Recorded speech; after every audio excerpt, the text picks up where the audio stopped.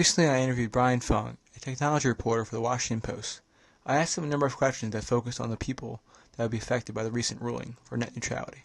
I asked Fung how he's been affected by the ruling while working for the Washington Post, and he's told me that. Well, it certainly made my job a lot more interesting.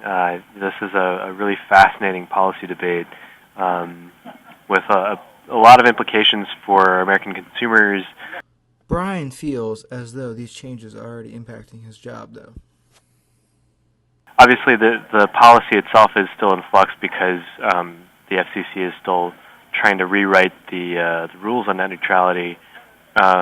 So, as far as seeing an impact in my own internet usage, I would say that's probably less of a factor. Well, I think it's important to point out that the rules are simply being proposed, and we haven't even really gotten a chance to see them yet because they haven't been made public.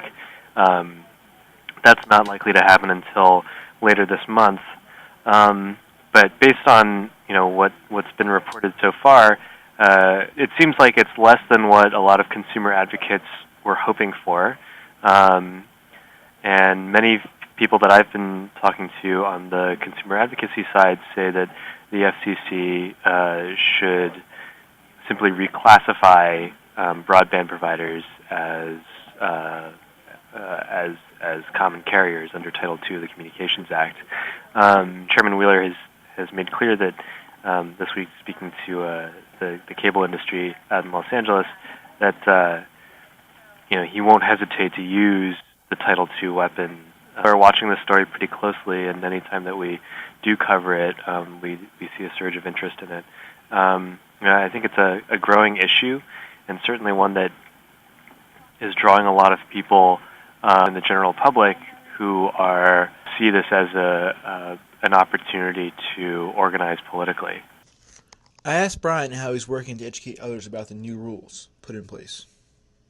Both what how the technology works, and also what the stakes are in the policy debates surrounding it, is something that I get a lot of joy out of. I haven't really done my job unless I've explained something to someone each day. Brian explained to me some of his frustrations with dealing with the public.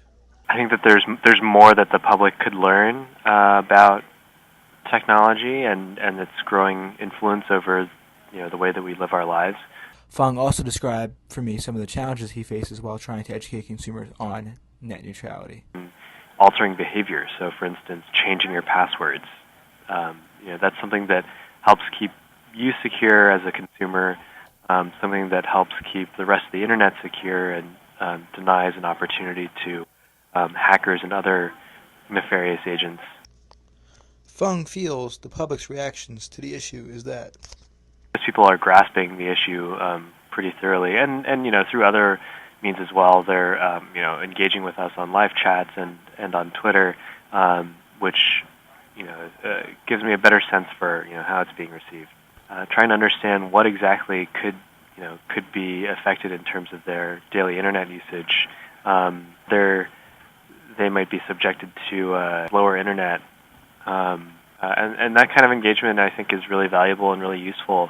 It definitely shows that people are interested in learning more about the topic. Fung explained the most challenging part of his job reporting on this topic. One of the big questions in our minds was, well, how much were people paying attention to the last big burst of net neutrality reporting back in January, and how much have they retained since then? Do we have to explain what net neutrality is again, or can we proceed on the assumption that people are pretty familiar with the issue and the topic already?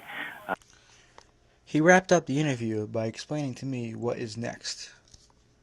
The next thing that we'll be looking at is how, once the rules are unveiled to the public, how the public responds to those rules, and looking at how the FCC will respond to the public comments that are filed, whether that has any impact on the state of the rules that ultimately get passed and implemented.